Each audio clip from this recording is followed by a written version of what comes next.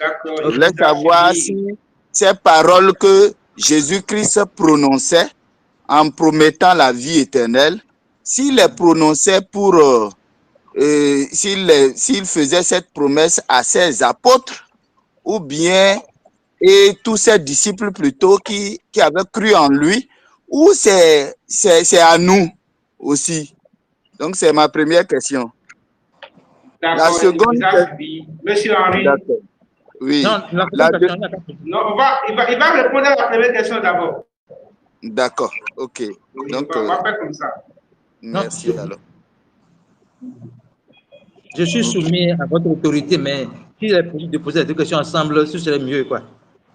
Mais si vous voulez que je réponde à cette question d'abord, je vais répondre. Donc, sinon, ce serait bien qu'il pose les deux questions, pour là, je traite les deux ensemble.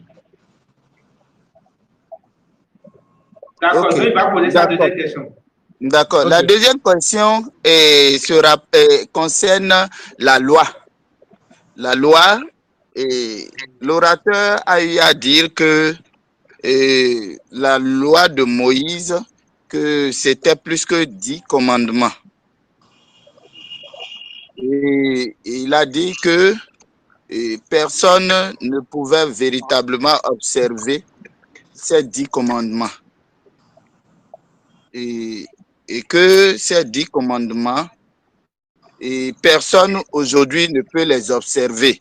Et il y a quelque chose qui m'a ravi, c'est que lui-même a soulevé, a reconnu que personne ne pouvait observer ces 10 commandements. Maintenant, je voulais lui poser la question de savoir, lorsqu'il lit sa Bible, est-ce qu'il prêche aussi, il se réfère aussi aux écrits de Moïse?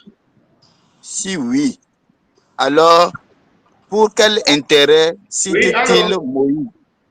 Se réfère-t-il au livre de Moïse?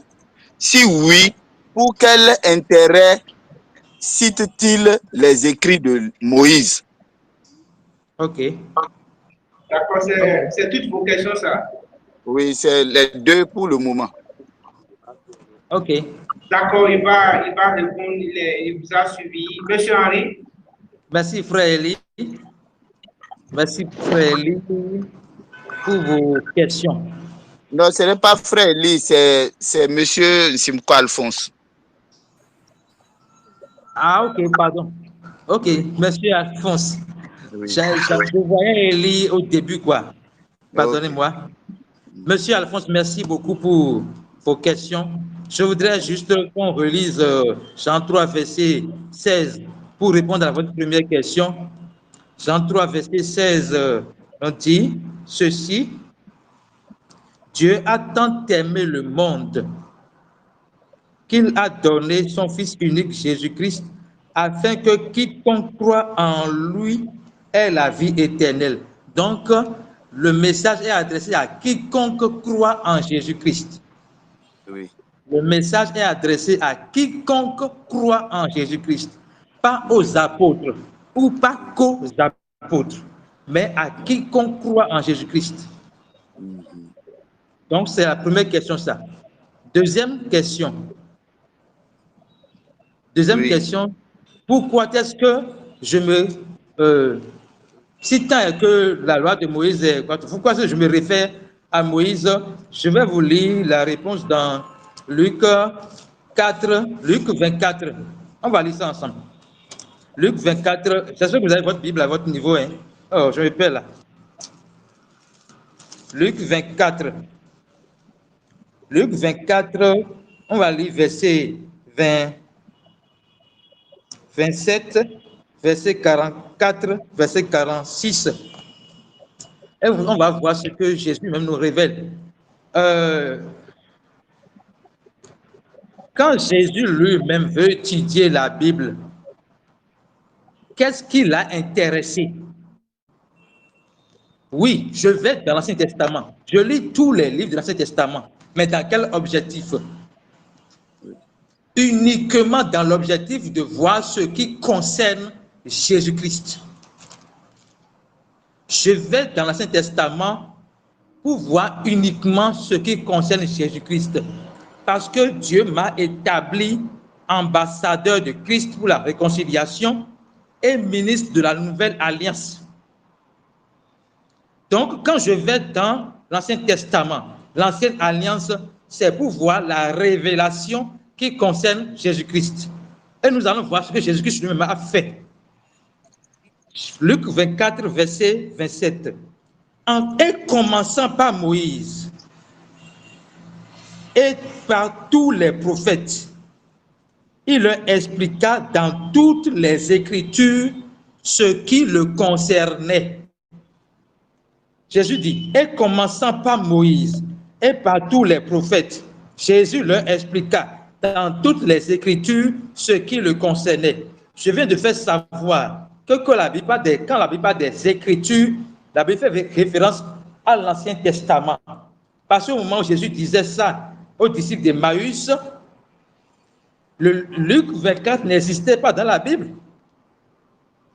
mais il n'existait que l'Ancien Testament. Donc Jésus, quand il a commencé par Moïse. Quand on dit qu'il a commencé par Moïse, c'est qu'il a commencé par la Pentateuque, les 5 livres de Moïse, les prophètes, donc les livres prophétiques et consorts. Et dans tous ces livres, il leur expliqua dans toutes les Écritures ce qui le concernait. Maintenant, on va voir verset 44, ce qui concernait Jésus-Christ dans les Écritures. Verset 44. Il leur dit, c'est là ce que je vous disais lorsque j'étais encore avec vous, qu'il fallait que s'accomplisse tout ce qui était écrit de moi dans la loi de Moïse, la Pentateuque, dans les prophètes, dans les psaumes. D'accord? Et qu'est-ce qu'il y était écrit de lui? Bon, je vais lire la verset 45. Alors, il ouvrit leur intelligence afin qu'ils comprennent les Écritures. Je prie que Jésus ouvre nos intelligences afin que nous comprenions les Écritures. Verset 46. Et il leur dit, ainsi il est écrit que Christ souffrirait et qu'il ressusciterait des morts le 3e jour. Ce qui concerne Jésus-Christ dans l'Ancien Testament, dans les livres de Moïse, dans les psaumes, dans les prophètes, dans les livres poétiques, tout ça, c'est qu'il souffrirait, le Christ souffrirait et qu'il entrerait dans sa gloire. C'est ce qui concerne Jésus-Christ. Et pour finir, vous laisser la parole, je dirais que la Bible est christocentrique. La Bible est centrée sur Christ et ce que Christ a fait pour l'humanité. Si on enlève Jésus de la Bible, ça devient roman. Si on enlève le salut de la Bible, ça devient roman.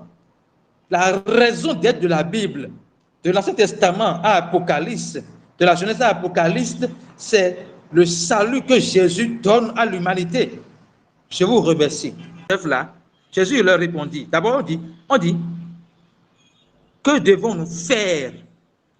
Que devons-nous faire pour faire les œuvres de Dieu? Et Jésus met l'accent sur, il n'y a pas les œuvres de Dieu, il y a l'œuvre de Dieu. Il n'y a pas les œuvres de Dieu, il y a l'œuvre de Dieu. Et l'œuvre de Dieu, c'est Jésus-Christ qui est mort pour nos péchés, enseveli et ressuscité. Maintenant, quand un prophète va prêcher la bonne nouvelle. Pas lu le passage, il n'a pas dit Jésus-Christ crucifié. Pas lu le passage, il n'a pas Jésus-Christ crucifié. Il n'a pas Jésus-Christ crucifié. C'est de croire sur ce que Dieu a envoyé. Il faut dire ça. Il ne faut pas essayer de. Laissez-moi finir, s'il vous plaît. Donc, si Jésus-Christ m'a envoyé prêcher la bonne nouvelle. Excusez, ici là, on plaque le verset. Il faut plaquer le verset.